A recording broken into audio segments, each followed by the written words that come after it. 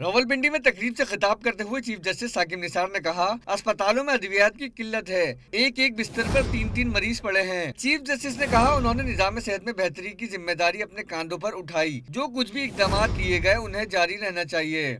Things have improved because the foundational aspects have been taken care of, and it is now the duty of the executive part of the state to keep the things going on and to implement and enforce. Chief justice ने कहा कि शोबा सेहत में बेहतरी के लिए अब भी बहुत कुछ करना बाकी है।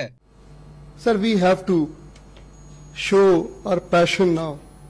We have to do extraordinary things. We have to take unusual steps to improve this healthcare system. Chief justice ने कहा कि उन्होंने सेहत के निजाम की बेहतरी के लिए भरपूर कोशिश की। मुल्क के तमाम बड़े सरकारी अस्पतालों का मुआयना किया। सुप्रीम कोर्ट के जज साहिबान ने सर्विसेज अस्पताल में मशीनों की बहाली के पैसे इकट्ठे करके दिए।